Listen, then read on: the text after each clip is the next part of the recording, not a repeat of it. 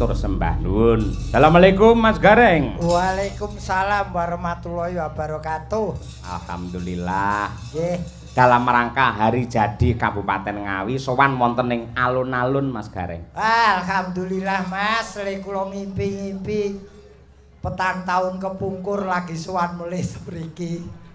Oh riyen pun nate. Nggih, hari jadi keletan pandemi, keletan blong. Blong. Blong. Tegese boten ringgitan. Nggih. Terus enten ringgitan nggih boten diundang. Ning alhamdulillah sapa sing telaten ya bakal kerejeken. Nggih. Buktine sakniki kula nggih titimbali mriki.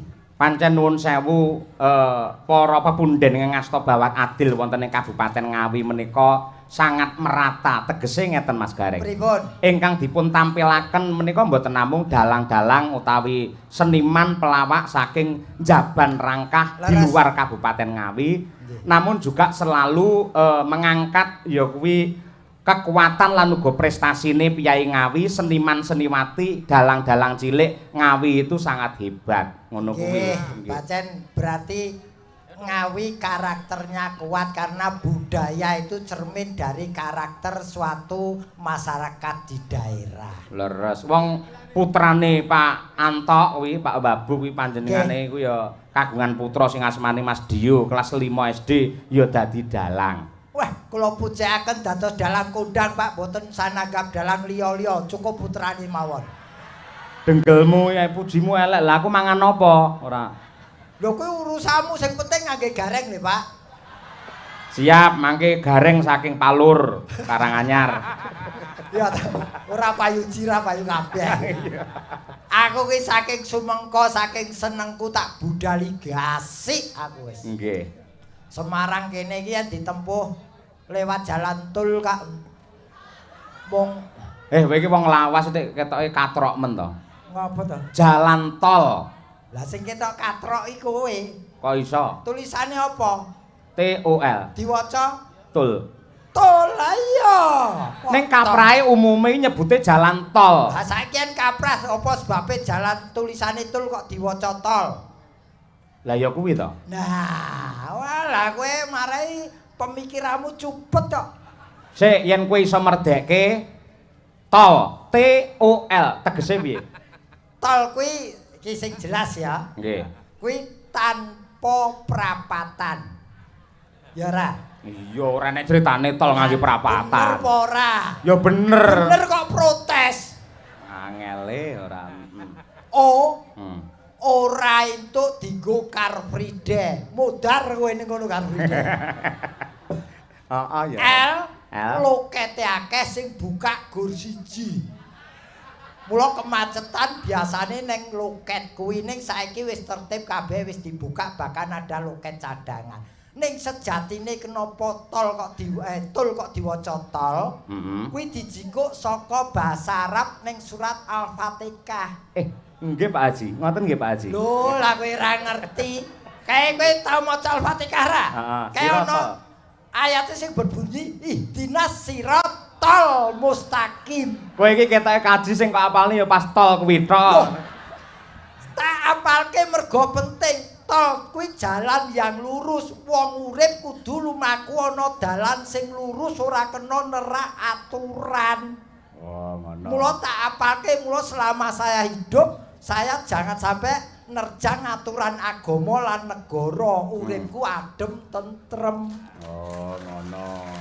Ora nerjang aturan agama karo negara. ya, aku nekseni piyai Ngawi nekseni lho. Ayo. Bar iki kowe mesti apa kuwi joget terus bareng karo sinden nembang. Yen nganti tanganmu mak-mek ya to. Yen kuwi ora nerak aturan kuwi hobi, Mas. Malah. Hobi kok diseneni. Lah wong jenenge iki aku arep crita lho iki. Piye ceritamu? Iki perjalanan saka Semarang tekan Ngawi iki. Ngawi. Aku rene iki diundang Ngawi. Nek kene iki ora teko dhewe diundang, ku tegese diawe. Oh iya, wis sing waras ngalah ya. Mlebu ya aku tak ngalah we. Mlebu jalan tol weteng luwe kepengin sate metu saka tol ning Jalan apa kutha entuk pitu. Apa kuwi? Kutha entuk pitu kowe ora tau piknik kok. Semarang tumuju kene iki mesti ngliwati kutha entuk pitu. Kutha entuk pitu. Kowe ngerti ra? Semarang. Heeh. Yen arah rene terus ngliwati. Salatiga. Lah iya salah telu lah entuk pitu. Angel men to ki bocah iki. Aku iso asam lambung musuh awakmu iki ora. Lah wong kowe iki jak pinter ame matematika sithik kowe kok bingung. Ngono. Guru Harmoni Salatiga entuk pitu to ta ora. Loh, lah yen iki pancen gaweanku kuwi. Oh iya iya, Menggawe buderke dalang iki gaweanku. Terus piye? Ya mangan sate bablas tekan ki alhamdulillah lho Mas. Piye? Alhamdulillah tole muda. Tol munda kok malah alhamdulillah. Loh, disyukuri. Karena pendapatan dari tol sebagian untuk membangun wilayah Indonesia. Oh, ngono. Loh, iki sing bingung bengi iki aku ki biasanya nerjemahke. Ah. Bareng ulang tahun Ngawi kok triple six iki sing bingung aku. 666. Ning ya kurang akal apa iki sing diarani ya kecanggihan manusia dituntut tut jamane. Nut jaman kelakone. Nut jaman kelakone. Tatut ora ya. Nut jaman kelakone. Nut ki lho, nut gamelan ki lho nut. Kuwi notasi. Lah padha wae ki lho. Nut ing jaman kelakone. Yen ora bisa nerjemahke ulang tahun yang ke-666 aja gareng. Wes. Lah ngopo masih tak go makani anak bojo kuwi iki? Lho, iki tantangan kanggo jenengan. Oke. Ki 6 sing pertama. 6 pertama. 6 kuwi saka cekakan kalimat nampak kemajuan pembangunan di semua lini. Ya ra? Betul. Ya ra? Ya ra? Iya bener. Sing banter to yang ngakoni wong pinter sing banter. Iya iya cerot. Iya. Lah kowe ora banter kok cerit. Terus 6 yang kedua. 6 unsur Forkopindo semuanya berperan dalam kemajuan pembangunan Ngawi. Ramudeng nggih, Forkopindo ki apa ramudeng? Forkopimda. Ayo ya padha edah karo ndo kari motol karo tul ora mbok salahke. Ya wis, Ayo, kuwi apa wae 6, ngerti ra? Ora ngerti. Bapak Bupati, Bapak Wakil sak jajarane kuwi siji. Heeh. Bapak Ketua DPRD sak jajarane loro. Bapak Kapolres sak jajarane, Bapak Dandim sak jajarane. Bapak Kepala Kehakiman sak jajarane lan Kejaksaan sak jajarane. Apal men awakmu. Lho aku ki mantan bupati batal kok. Lagi mantan ki lho, wis dibatal. Mantan ki wis kelakon ya. Wis kelakon, calon. Nah, kuwi 6 yang kedua. Lah yang terpenting apa to sing dibangun ning Ngawi? Yang dibangun di Ngawi 6W. Apakah itu? W pertama waras. 2 Wareg. 3 Wisma. 4 Wastro. 5 Wasis. 6 Wirid. 6 ya ki mau ya. Ya. Oh, perkara angka iki lho, Badar Togel. Wis ora oleh ya saiki. Lho aku ya pancen ora tau pasang, Mas. Alhamdulillah wis tobat. Lho ora ya ganti Badar mau. Oh iya. Malah ora. Lho iki tegese waras ki kesehatan. Nggih. Wareg kuwi dibangun bidang pangan. Terus wisma ki perumahan infrastruktur. Betul. Lajeng wastro ki sandangan. Terus ingkang kaping pira ki mau? 5. Ah, kuwi 5 kuwi wasis pendidikan. Ewadene ingkang kaping 6 wirid-wirid kuwi bab agama kene ya digulawentah. Komplit Mas Gareng, komplit temenanan. Wong nyatane ya panjenengane Bapak Bupati mau wis paring dawuh. Bocah-bocah sing berprestasi nyatane ya diparingi wujude beasiswa kaya ngono kuwi. Ora kurang saka 2 miliar kuwi mau malahan. Ayo. Lah iya lah wong iki mau lagi doa mak srit-srit ngono wae. Untuk saweran lho. Bocah-bocah mau ya. Heeh. Cah 11. Heeh lho. Lah kuwi ngopo? Lho, lah kowe njaluk doa apa?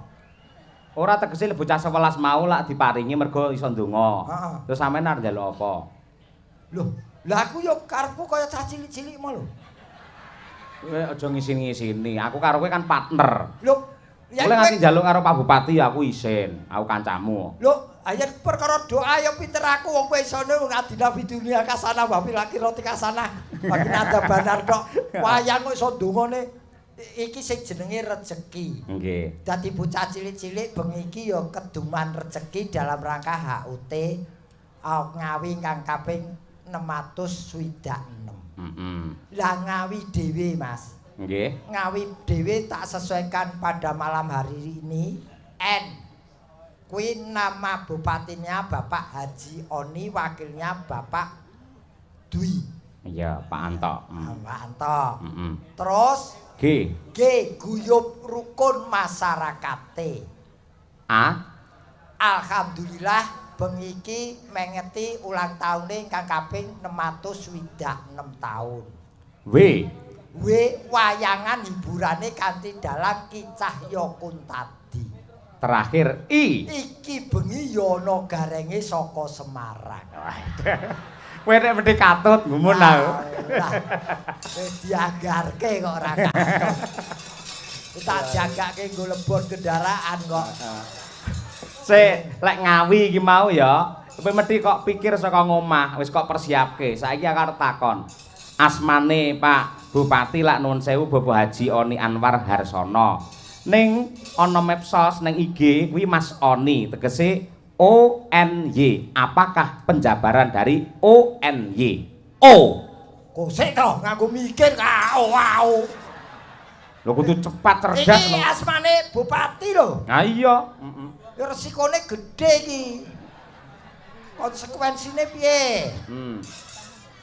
O. Orang nomor 1 di Kabupaten Ngawi, ya ora? Betul.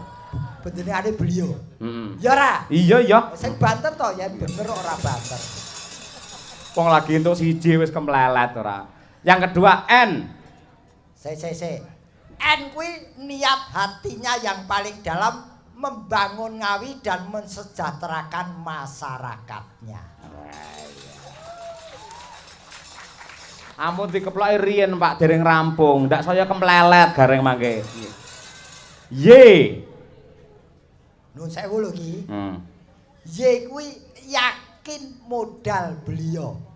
Segala sesuatu pekerjaan kalau dilakukan dengan keyakinan yang sepenuh hati akan terlaksana dengan baik dan benar. Oh iya. Sik aja guyu sik. Sik Pak Oni legae ning ndi? Heeh. Urung rampung. Bapak Oni mesti dibantu oleh Bapak Wakil Bupati. Gaule asmane iki Mas Anto. A. Apa jenenge? Jenenge piye? Jenenge Dwi kok diundang Anto. Oh, kowe pengen ngono. Ya wis. Persuku berarti. Per huruf lho wong pinter iki per huruf. Wah, iya dawa lho iki. Dwi ngono wae kok dawa. Oh, D W I to. Iya. Lah Riyantone. Rianto apa melu to bengi iki? Kowe iki goblok. Pak Wakil Bupati asmane iki Pak Dwi Rianto Jatmiko. Lho kok sik lho wong Pak Bupati mau Pak Oni kok saiki wakile ya Pak Dwi ngono wae. Oh, sing cekak kowe. Ya wis aku manut awakmu. Golek ngirit gareng kita iki ora. Ayo. Tole muda. D. Ayo, Ndang. Sik. D kuwi dadi wakile Pak Oni jabatane, ya ora? Betul. Ya ora? W. W kuwi wasis piyayine. Wasis kuwi pinter. E insyaallah bisa insyaallah bisa mengemban amanah masyarakat dengan baik dan benar. Apik. Aku titip siji entuk ora? Apa?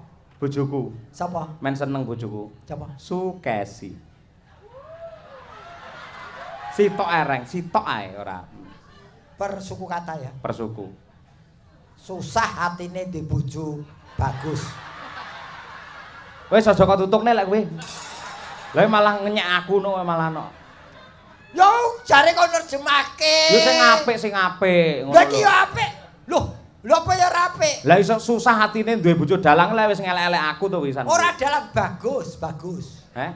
Duwe bojo wong bagus susah hati. Oh iya. Mergo ragate akeh. Kowe lak nganggo skincare bareng. Saya ngerti kowe. Ngerti wae. Kowe cuci mulut, cuci muka bola bali yo. Malah mangan cuci mulut ora. Susah iki mergo makan biaya iki lho kowe. Heeh. Susah piye mau? Susah atine mergo duwe bojo bagus. Iya. Ke.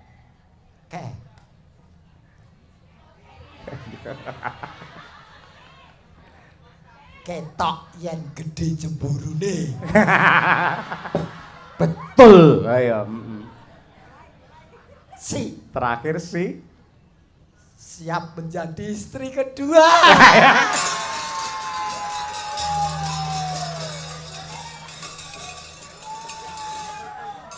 Kalau dibilani karo ibu-ibu lho. Nyuwun sewu. Sampean seneng kono seneng. Ning enek sing ora trima. Mak-mak iki bolo aku, nggih to? Oh, bapak-bapak ora trima lho. Mak-mak ya mesti ora trima wong ora tak kirimi kok. Saya kaya transfer ae. Gak boleh. Oh, cocok jenenge bojone barang kowe ngerti bar iki aku ora dikeki rokok lho karo bojomu. Ya urusanmu mau ora ngelem malah ngelek-elek kok ya ora. Ya piye? Aku ki ora ngelek-elek. Esi ki dielek-elek kok ngopo tetep apik becik mergo aku ngerti bibit kawite. Wiwit isih bocah sing ngomong ya aku.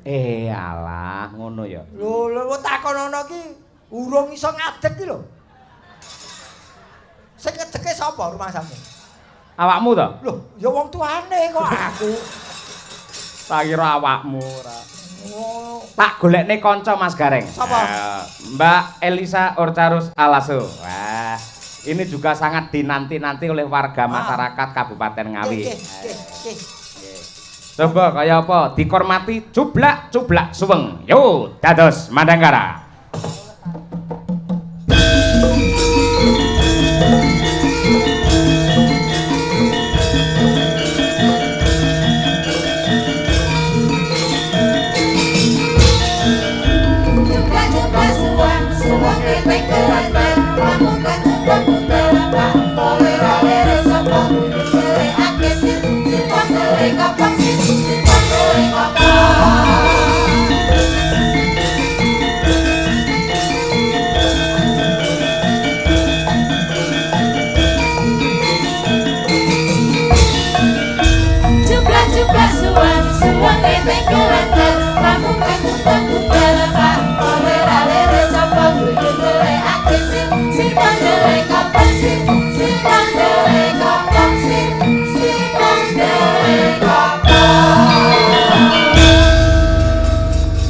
Sugeng dalu Mbak Elisa Orcarus Alaso. Ngaturaken sugeng dalu wilujeng dalu Mak Cangi, Mak Limbo, Pak Cahyo Kuntadi ingkang minulya lan sedaya mawon para warga ingkang tumplek-blek rawuh wonten alun-alun Merdeka menika lan sedaya ingkang rawuh para ingkang kula hormati.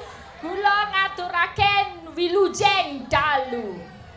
Mas aku izin ya Mas. Nyandi. Aku ngrungokke suarane cah iki blet pipis. Bocah iki kok pilek ora mari-mari to iki.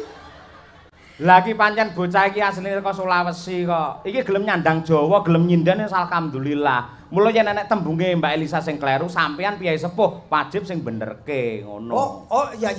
Jangan lho Pak De. Hah? Menawi kula wonten ketal-ketul atur, kan menawi kula wonten ketal-ketul atur. Kedal-kedul. Nggih. Tembung kedal-kedul ki. Kital-kidul. Ya itu. Kital-kidul ora kedal-kedul. Kital-kidul adu. Kital-kidul ngatur. Kula nyuwun pangapunten lan nyuwun dipernahkake. Nyuwun dipernahkake.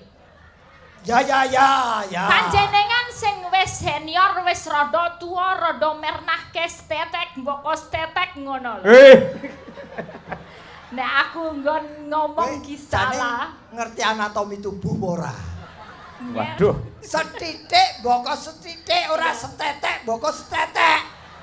Maksudku ya sedikit demi sedikit. Ah, setitik, mbok setitik, sedikit demi sedikit. Iya, Pak Dik. Nah, dadi ora apa-apa. Ana klerumu aku sing benerke wong gandeng kowe iki ya dudu cah tanah Jawa deles utawa cah Jawa asli. Injih. Yen ana klerumu ya ora masalah. Sing penting kowe tetep belajar.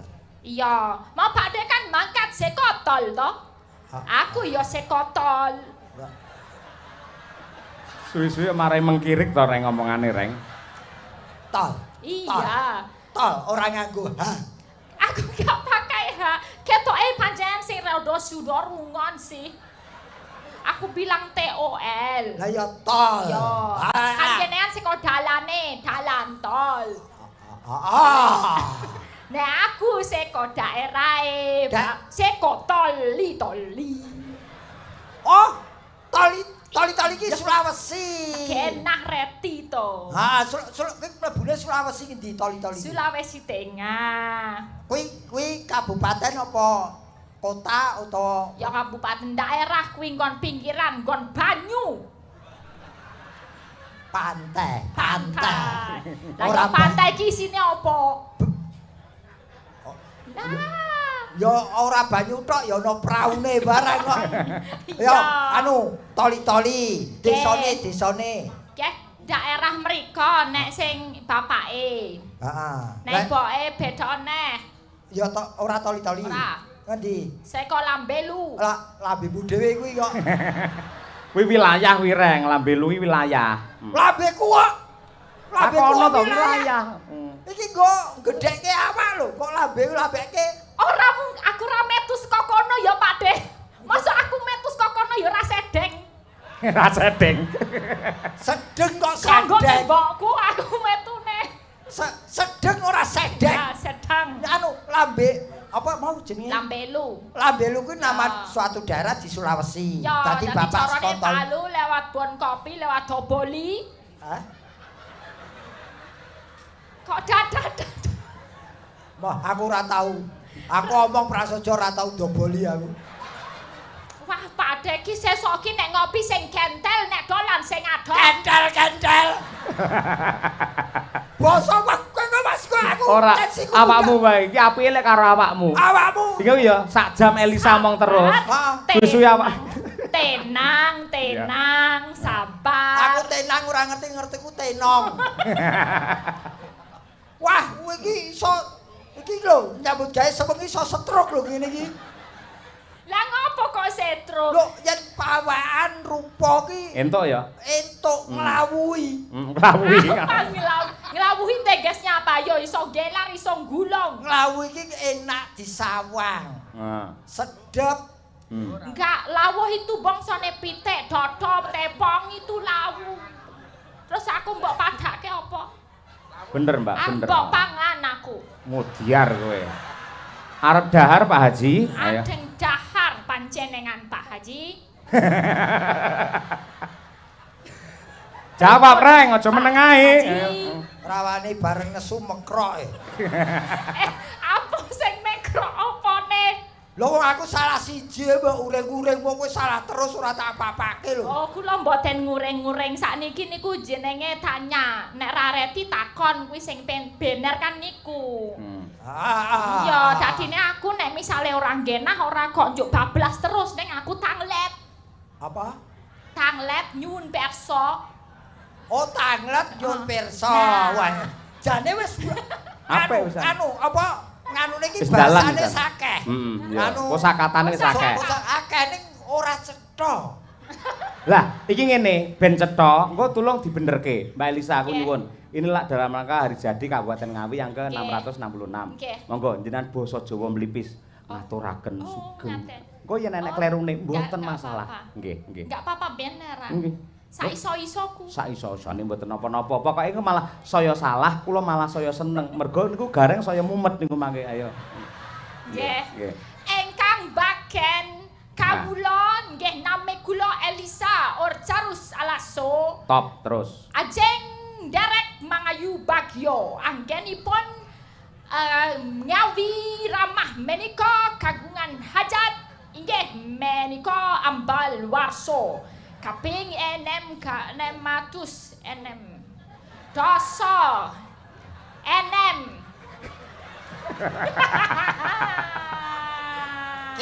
Tidungoke. Wong kleru nyenges. Nemat. penting kendel sing penting kendel. Kendel kok kendel. Wah, lagi dibenake angkane wis kendel iki. Piye. Ingkang kaping Enem 666. Ora 6 dosa. sewidak saka ngendi? Malah nyeneni iki, Mas. Sing bener saiki nek bar sedoso, 10 doso, itu kali doso, 3 doso, 4 doso, 5 doso, 6 doso. Engko terus dosa muka. Wah dikandani wong 666. Yen 60 ki ora kanggo dosa ning wis karan sewidak. Sewidak kuwi sejatine wis cedhak. Oh, mula diarani sewidak aja dilih. Padahal umure piro? Aku ya wis kurang setahun sewidak sejak ora. Malah gawe blekungan dhewe kowe ora. Leres niku Mbak Lisa sing bener nggih 600 widak 6 mboten usah dibasake. Lanjut. Enem atu sewidak enem. Ah, pinter. Kula dongakaken lan kula puji-puji lan kula bangga-aken. Ora ana bangga ki wong dicekel terus ngene iki bangga. Apa? Gimana? Terus gerak pola ngene iki bangga. Membanggakan yang saya banggakan. Lah ya banggakan ya banggakan. Ya apa Jawane kuwi Indonesia, Lek? Ya banggakan. Ngene lho, ingkang kula tresnani, ngono cekap sampun. Wong dibanggake. Ya poin-poin itu saya banggakan. Banggakan ki bahasa Jawane apa? Apa ayo? Banggaken. Lah, kandhane ya. Awake dhewe wong Jawa asli malah goblok ya orang malian. Mas aku karo virus iki landhep iki. Ingkang kula banggaaken Ya, yen ben. menika setunggal ngawi nika kagungan setunggal ramah niku ingkang paling penting. Penting. Penting ya penting, ora pentung. Nggih.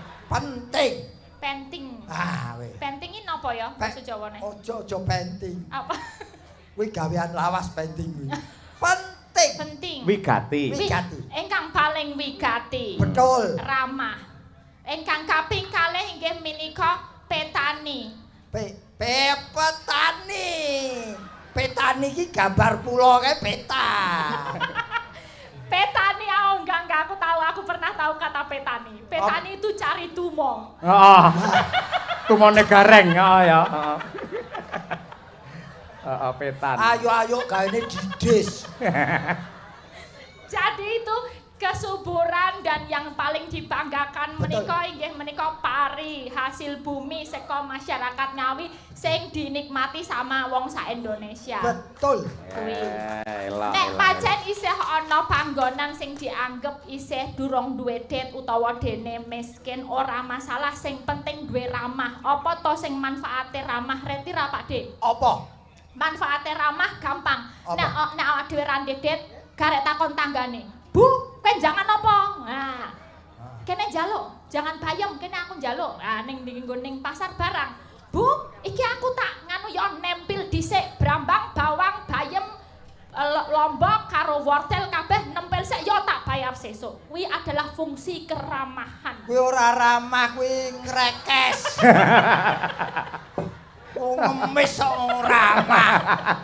Lah, itu tuh penting loh Pak Desa iki bayangno, uang nek ora mementingkan keramahan kaya aku misalnya, anak muda zaman sekarang. Sing penting nyambut gawe umur 25. Kerja. Betul. Tekan umur 45. Aku wis sukses, aku iso pensiun dini. Betul. Tapi terus aku arep ngopo? Pas zaman aku umur selawe aku ora tau layat, ora tau menyang nek ana pernikahan, ora tau awor tanggane nek ana bot repot. Ha ambasan umur 60 aku ora duwe kanca, arep ngopo tingak-tingu. Ha.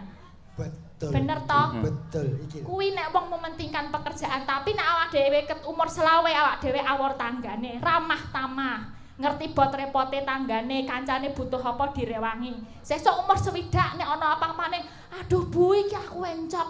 Apa ngalapor Pak RT? Diterke langsung ning rumah sakit. Monggo Bu kula terke ya, kuwi fungsi keramah tamahan. Iki lagi. Jos, lagi pancen kandidat dokter kok calon dokter. Iki omongane dokter ya iki. Yen ki mau sing pertama mau mahasiswa anyaran mau. Ya bener. lah. Iki bener, keramahan itu penting karena cari orang pintar, golek wong pinter akeh, golek wong sugih akeh, golek wong pangkat akeh. Sing arang-arang kuwi golek wong sing gelem kumpul karo wong akeh. Benar, kuwi hebate Ngawi sing duwe ramah tamah nomor 1 sak Indonesia. Betul. Nah, niki ngeten, Mas Gareng kalih Mbak Elisa kalih guyon nggih kalih nembang. Ngoten nggih? Nggih. Cocok. Kula wacane rumiyin, nggih. Assalamualaikum warahmatullahi wabarakatuh. Waalaikumsalam. Serat katur dumateng Bapak Dalang sak rombongan. Nah, mugi-mugi Bapak Dalang sak rombongan pinaringan kesehatan saha rejeki ingkang barokah. Amin. Dipun paringi umur panjang. Amin. Serat menika saking kula Bapak Suwarno, grup Blantik Dadung. Wonten ing Ngawi. Dalu menika kula badhe nyuwun gending setunggal pepeling angka kalih kelinci ucul. Matur nuwun Bapak Dalang saking kula Pak Suwarno. Nggih menika. Iki sampean waca Mbak Elisa. Kula sik baca. Iki dulu. Wah, nggih saged lek jenengan iki. Nggih. Nggih. Kepada kok kepada kok kepada. Oh ya, kepada Pak Dalang Cahyo Kuntadi. Kula sponsor ayam panggang Sido Laju atas nama Pak Ari Pom. Nyuwun gending sigrak-sigrak nggih, Pak. Nggih. Kok ana ngonone ya. Setunggal eling-eling Banyumasan. Pokok men Bu Kesi engkang nembang. Mbak Tuti engkang bekso. Weh apal nggih kalih member-member Madangkara original. Member ya apa to? Member. Oh, member. Member. Dua, langgam ulo tampar Mbak Umi. Kula paringi ayam 5 kardus kagem Pak Cahyo. 2 kardus sing 3 nggo Mbak Tuti. Terus Mbak Elisa dan kawan-kawan matur suwun. Gareng di gareng ora enek to gareng? Ora neng. Neng nek 3 dibagi sinden cacah 9 ki entuk. Ya kok dibagi-bagi ya ora ketanggon ceker. Iki sirah, dodo menthok, suwiwi, ceker. Iku tekan kene telek. Ojo to ora malah telek. Lho, pira ya ora cukup. Ya matur nuwun, Pak, paringanipun. Nggih. Ugi wonten cobi bukesi wau sing saking sinten Pak Harnoto wau kalian ngundak malah kesingsal kali Pak Lurah Haryanto Kewadungan wau bukesi. Inggih, menika Bapak Lurah Haryanto Kewadungan, Pak Cahyo. Ngersakaken tembang monggo nderek. Menawi kepareng ken mromosekaken bilih mengke tanggal 2 September mapan wonten dalemipun Pak Haryanto wayangan Ki Cahya Kuntadi bintang tamu Niken Salindri. Hebat niki Pak Haryanto. Gareng mboten nderek. Mangke kula usulke Niken Salindri kalih jenengan Mbak Elisa kula usulke mangke. Kula nggih. Aku ora melu. Aku ora diusulke. Gareng mriki pun enten kathah mriki. Muga-muga dandres. Dungane elek. Aku ora dijak. Ono wong nganggur ora dijak. Isine ta Bu Kesi Pak Harnoto? Saking Tenggarong menika. Pak Harnoto ingkang sampun nate nimbali panjenengan. Menika sampun kepareng ngersakaken lagu sembarang lagune sing penting gayeng Pak Dalang. Sembarang iki sing aran sapa? Sembarang tegese manut kene ngono lho. Oh, manut kene. Kelinci ucul Mbak Lisa. Ayo iki luwih dhisik jenengan sing ngaturake. Pepeling rumiyin. Apa pepeling rumiyin no. Kelinci ucul riyen, nggih. Apa cetha kaya ngene kok nembang. Aja ngenyek. Giri lusi jalma tan kena kinira. Lek omong pancen ya ting pecotone lek nembang, wuh, kowe ra kedanan pengen roh wujudmu aku. Oh, giri ora lusi, giri ki bis lho. Oh iya. Niki nggih bawa. Bawa dikuliti. Tapi bawanya gula sulihi yang lain boleh. Bebas, monggo. Ya, dandang gula Malangan ya. Wah, Malangan nggih. Wah, sake. Kenapa kok? Uripe Malang kok dandang gula. Ya sesuk ganti mujur. Maksudnya gagrak Malang lho. Oh, gagrak Malang. Nggih. Ayam cemang kang mubelnya putih. Iki luar biasa ya. Elok tenan Ngomong ora cetha lho, bareng nembang kok cetha ki. Nah, iya. Iki laire ning tengah gamelan bocah iki. Ora ya. Lahir di Palu. Oh, lahir di Palu ya, oh, di Palu. Piye ampuh ra? Apik. Simbok nganten mandeka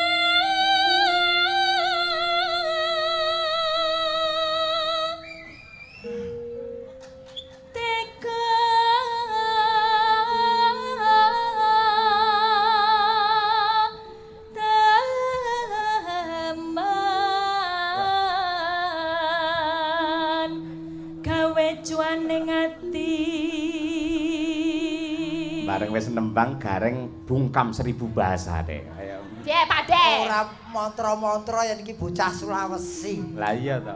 Wis ayu, pawan apik, swara becik. Dokter.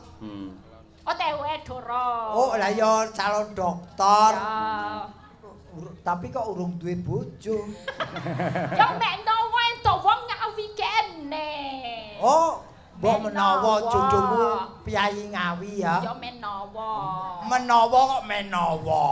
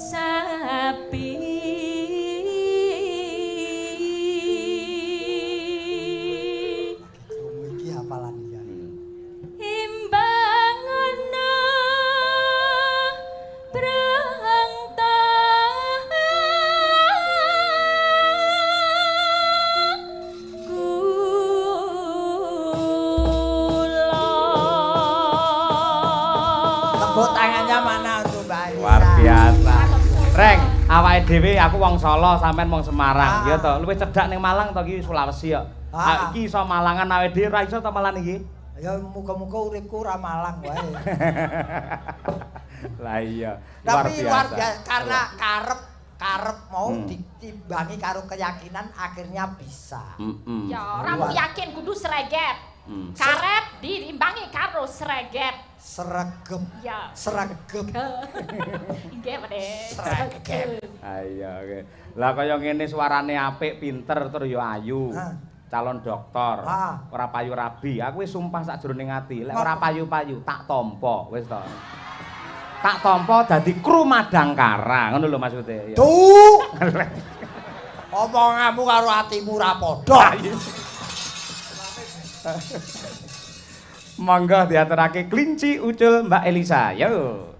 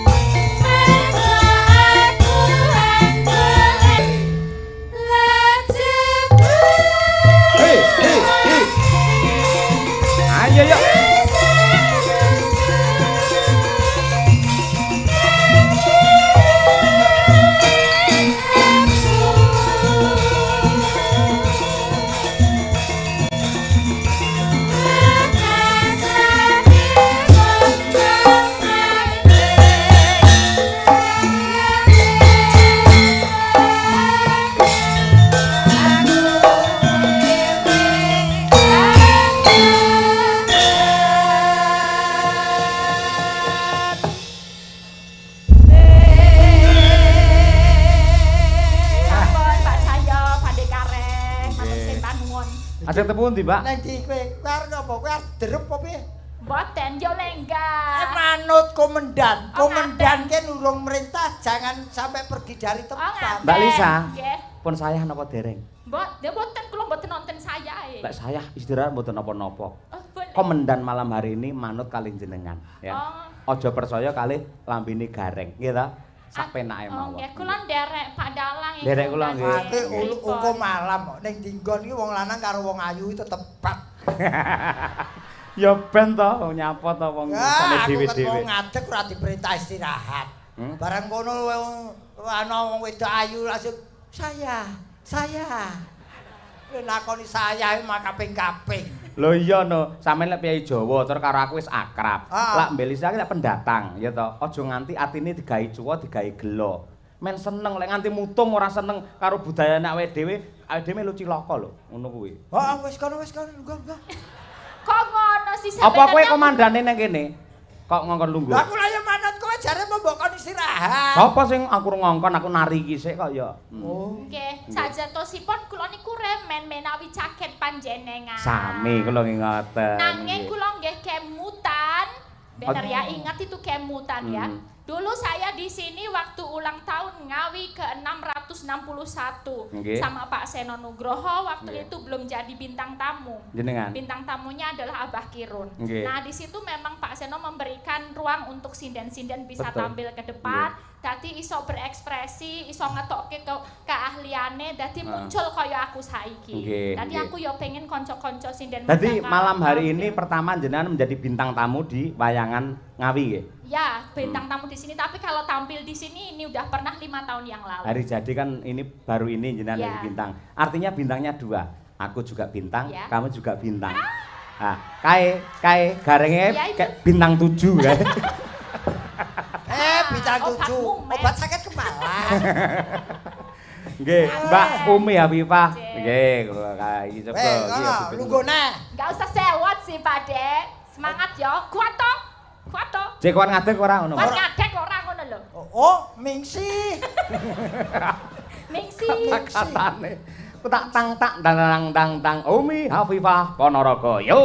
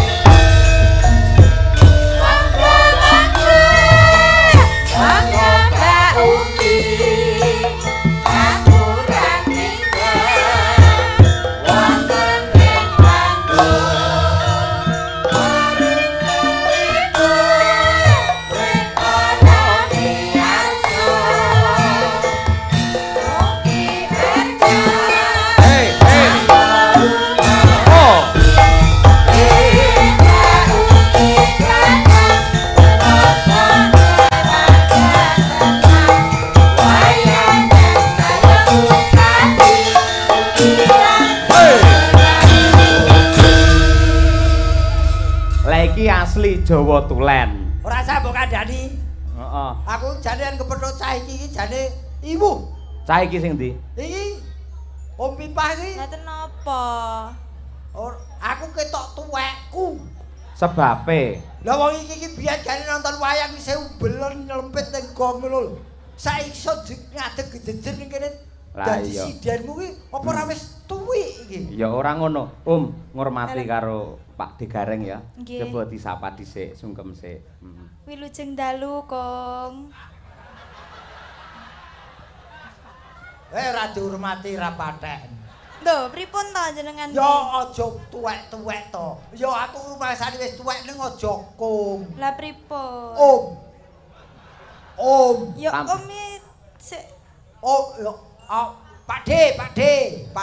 Bener Om mau lho. Om apa? Omplung ngono lho Om Ndang. Go paidon kok piye? Oh, ya wis ngene wis sakarepmu.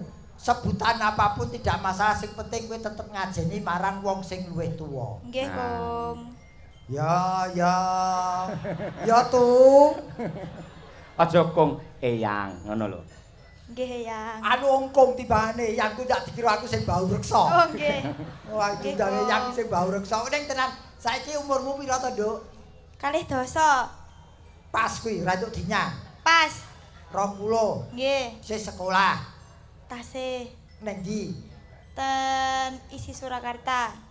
Isi Surakarta. Kowe murite Kota Ogrok kuwi to?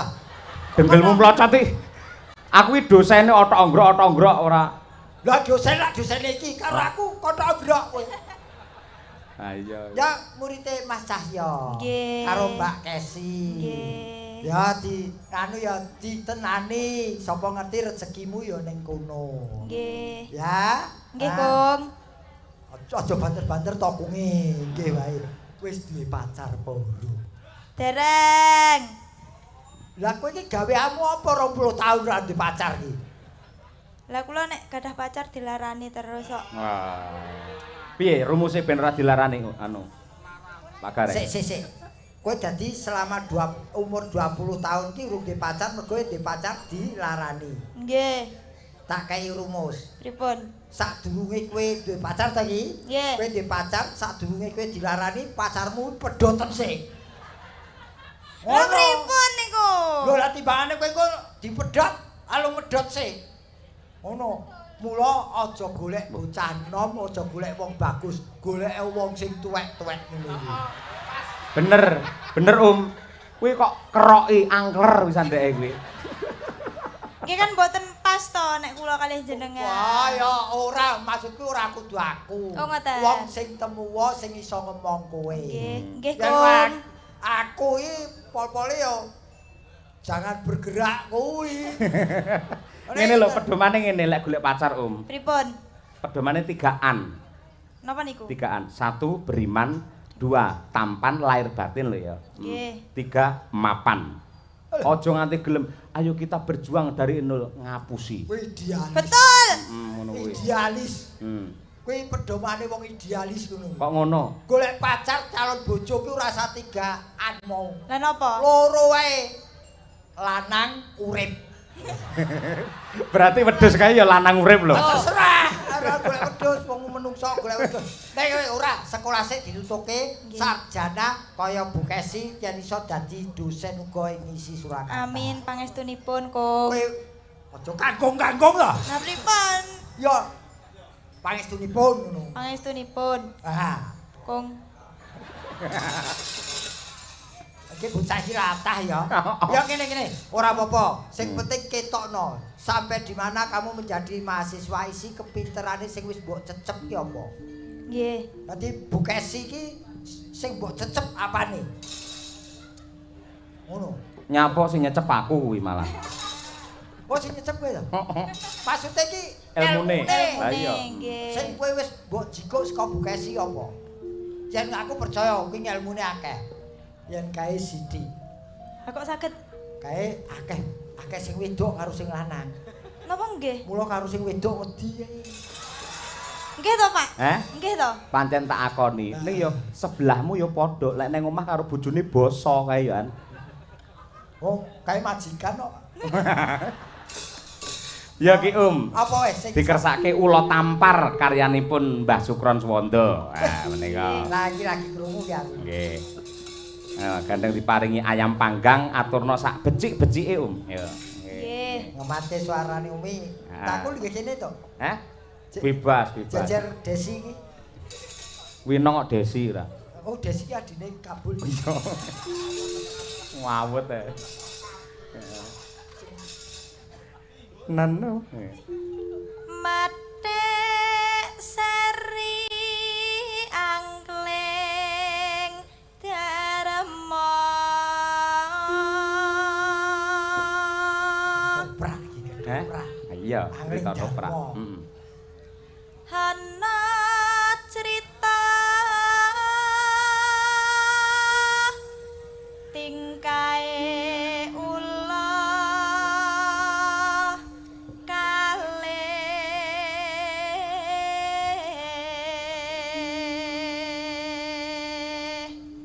Nano.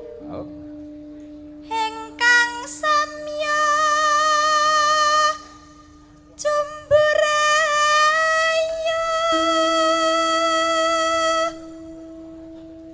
jeneng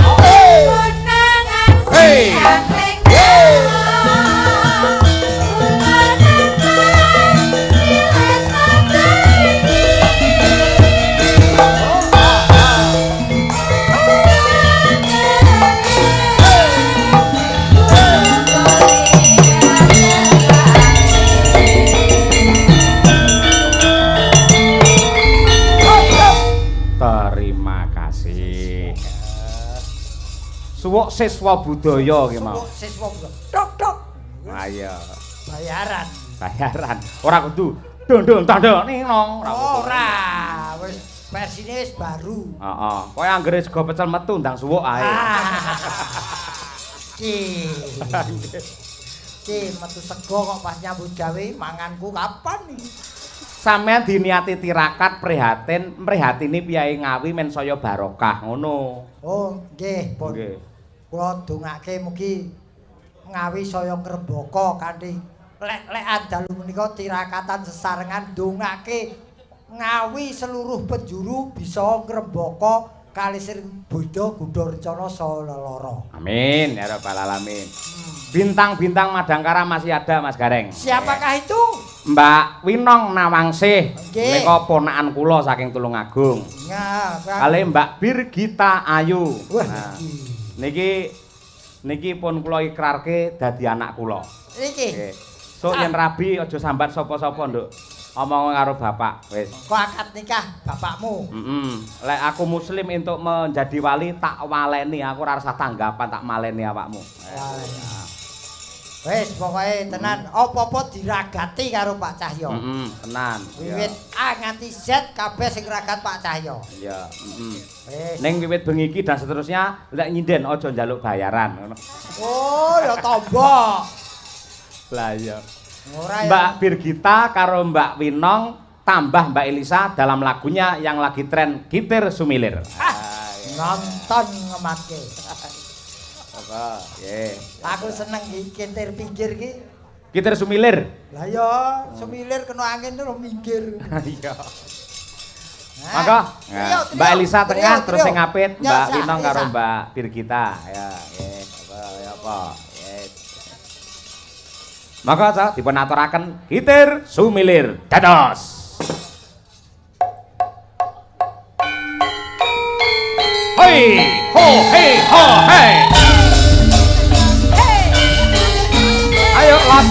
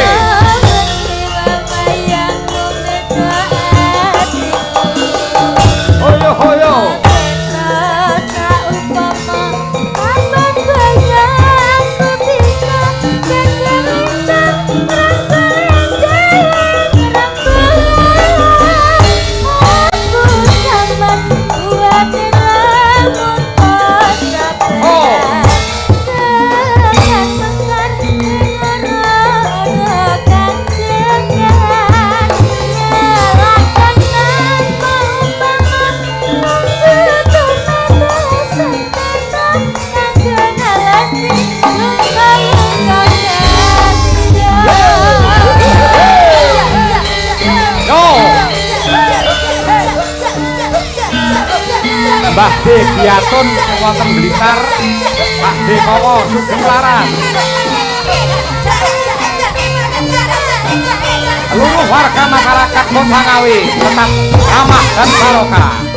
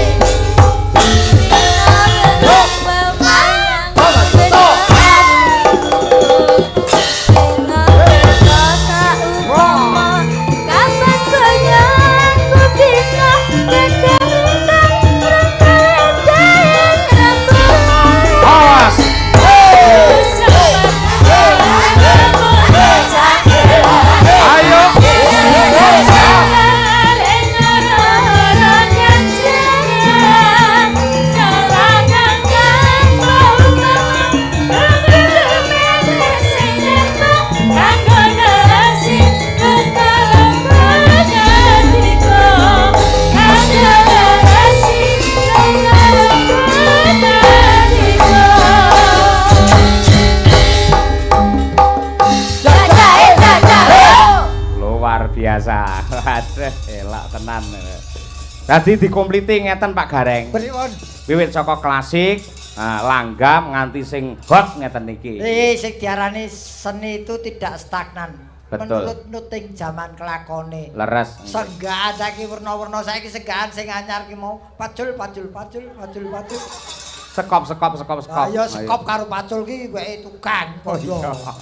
Wah wis jan gerakane sindianmu luar biasa. Iya. Cah telu joget iso horeg kabeh. Heeh, Pak. Kaya gempa bumi 6,5 skala Richter. Mas Gareng. Nun. Mangke gegojekan kalajengaken wonten ing gara-gara. Derek Mas, derek nego dawuh. Tetep meminta dumateng Syekh Nugrahane Hyang Agung. Nggih. Mugi-mugi sedaya warga masyarakat Ngawi tetap ramah dan juga selalu membawa barokah. Amin. Kula tak mbacutne gelar cerita Mas. Monggo.